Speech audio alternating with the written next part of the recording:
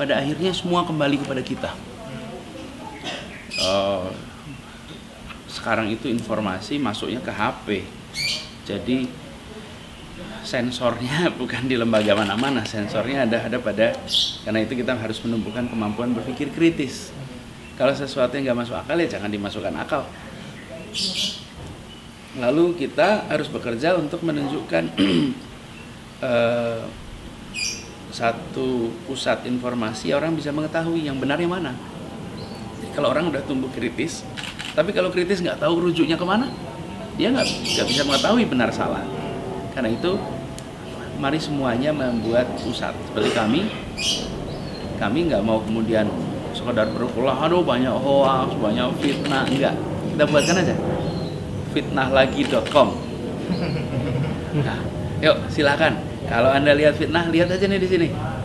Hari ini udah 80 fitnah dan hoax yang kita terima, dan tiap hari diupdate. Sehingga kalau seseorang menerima sesuatu, benar nggak ya? Tinggal dilihat aja di situ. Oh, hoax. Gitu kira-kira. Jadi satu kritis. Yang kedua, bagi kita yang berada di wilayah publik, buatkan pusat informasi sehingga masyarakat bisa mengecek mana yang benar, mana yang tidak.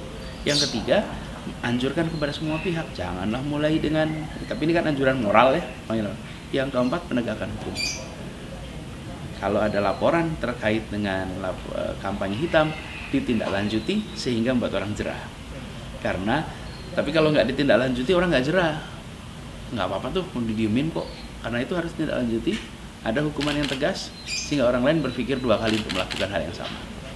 Jadi menurut saya janganlah kita membayangkan pengaturannya seperti era pradigital.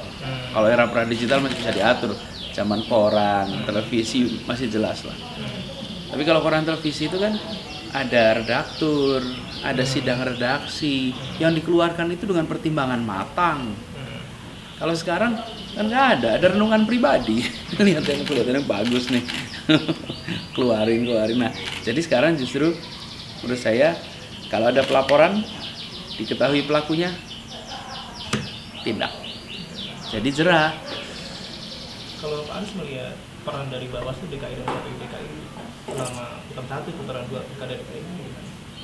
Tidak ada catatan khususnya. Tidak ada catatan khusus. Tapi mereka sudah menjalankan peran dengan baik. Kita berharap lebih baik lagi besok.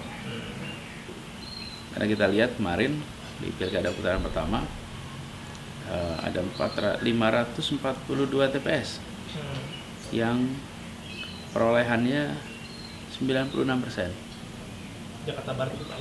Jakarta Barat, Jakarta Utara. Hanya beberapa kecamatan saja. Cukup unik untuk sebuah pilkada. Belum pernah terjadi sebelumnya di Jakarta, dan pilpres juga tidak pernah terjadi, dan di tempat itu pun tidak pernah terjadi sebelumnya. Jadi kalau lihat catatan pilkada 2007, 2012, lalu 2017 tidak pernah terjadi. Nah, pengawasan seperti itu harus ditingkatkan. Bukan hanya di 542, tapi di tempat-tempat yang lain. Caranya terkait dugaan kecurangan yang tadi Pak Anies bilang di Jakarta Barat, Jakarta Utara itu seperti apa caranya? Apa itu? Caranya untuk menanggulangi dugaan kecurangan tadi? Tegakkan aturan gitu. Jumlah kertas suara tidak boleh lebih dari jumlah tertentu, kan 2,5%. Jadi dengan begitu nggak ada penambahan orang. Ternyata muncul banyak penambahan. Jadi kok bisa? Pengawasannya bagaimana? Saya ingatkan kepada semua, putaran pertama kita tidak memprotes, kenapa ya masih ada putaran kedua, udahlah itu kemarin jadi pelajaran bagi semua, tapi tolong jangan diulang. Termasuk dugaan surat keterangan palsu yang ratusan ini beredar. Tolong jangan diulang. Jangan rendahkan demokrasi warga Jakarta.